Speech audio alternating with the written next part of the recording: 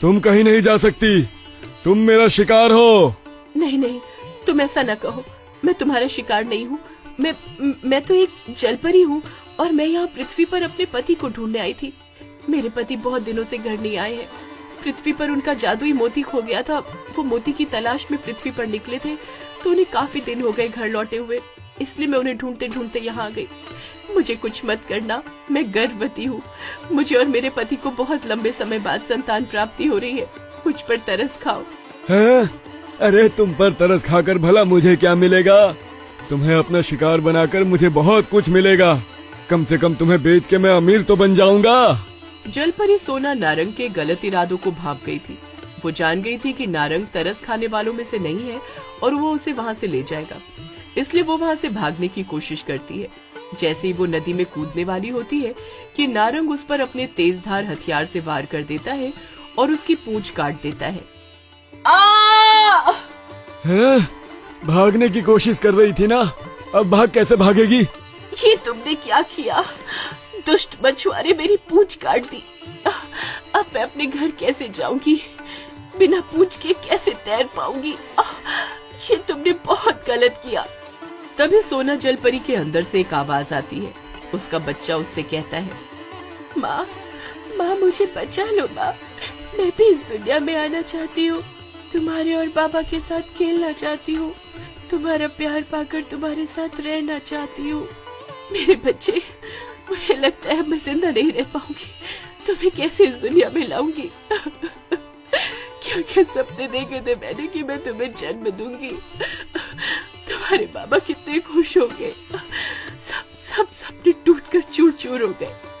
अब तो लगता है कि आखिरी समय में मैं और तुम्हारे बाबा से भी नहीं मिल पाएंगे। अब तो मैं माला माल हो जाऊंगा। जलपरी को बेच के लाखों रुपए कमाऊंगा। लेकिन इतनी बड़ी जलपरी को मैं यहाँ से कैसे ले जाऊंगा?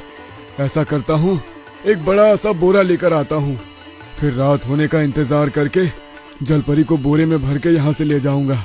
ऐसे किसी को पता भी नहीं चलेगा। अब धीरे धीरे सोना जलपरी बेहोश हो रही थी। उधर सोना जलपरी का पति घर वापस लौट आया था। घर लौटने पर उसे पता चलता है कि उसकी सोना तो उसे ढूंढते हुए पृथ्वी लोक गई है। जब पति उसे ढूंढता ढूंढता पृथ्वी लोक पर आता है और नदी के किनारे वो देखता है कि उसकी सोना लहूलुहान कटी हुई पूंछ के साथ बेहोश पड़ी है।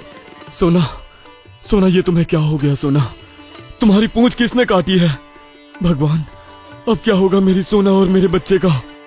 बेहोश सोना को अब अपने पति शिवा की बातें भी सुनाई नहीं दे रही थी। उधर नारंग की पत्नी मोमबत्ती को एक अजीब सा आभास होने लगता है।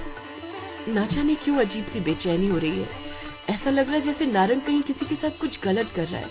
जब भी वो कुछ गलत करने जा रहा होता है तो मुझे ऐसी बेचैनी महसूस होती है। रात होने को आई है, सारे मछुआरे अपने घर आ गए, लेकिन नारंग कहीं नहीं है। मुझे चलकर देखना चाहिए। मोमबत्ती बच्चों से कहती है कि वो घर पर ही रुके। वो उनके बाबा को बाहर जाकर देख कर आती है।